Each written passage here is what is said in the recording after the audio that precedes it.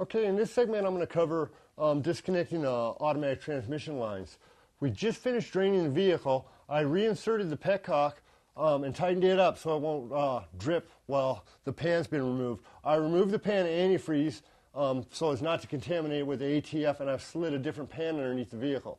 Now what I'm going to do is disconnect one line at a time, and a tip, if you've got a couple of bolts that are approximately the same size as the lines connecting to the radiator, you can use these for temporary plugs in the lines.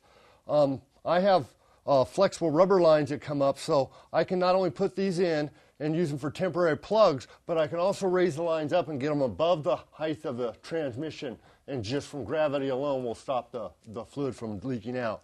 Once we disconnect them, we want to drain the fluid out of the radiator itself, the cooler assembly, but we don't want to drain the fluid out of the transmission.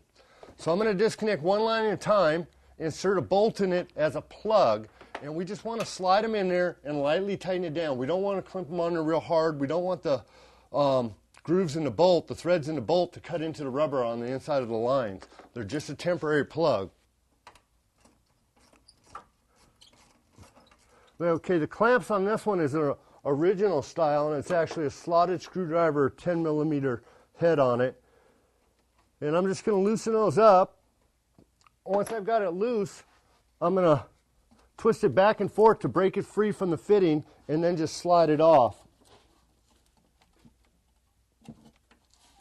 Once disconnected, I'm going to hold it up high so gravity stops it. Oops, drop that plug.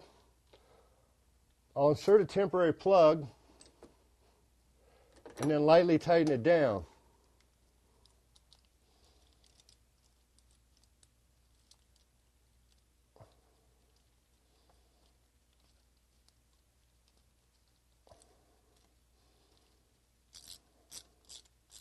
There we go. And then I'm going to slide it up underneath the plug wires and make the plug wires use that as a bracket to kind of hold the line up above the height of the transmission, and then just gravity alone will assist me in keeping that from draining any further. And your pan placement, you want to make sure you've got it down below the splash shield, because the fluid's going to run down and across the splash shield and then into your pan. After you've got one line removed, go ahead and disconnect the other one.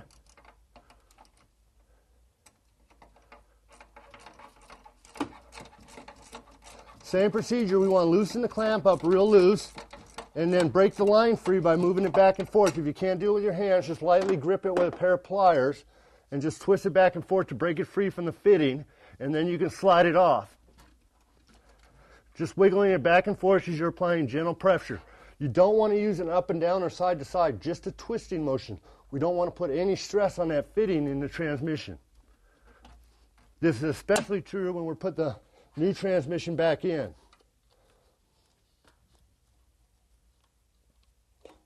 Once I got the other one free, I went ahead and inserted a plug in it and tightened it down, and I'll just stick it up behind the backside of the cam with the other one, kind of hold it up and out of the way and let gravity help as well. So please watch our next segment. We'll cover removing the lower radiator hose.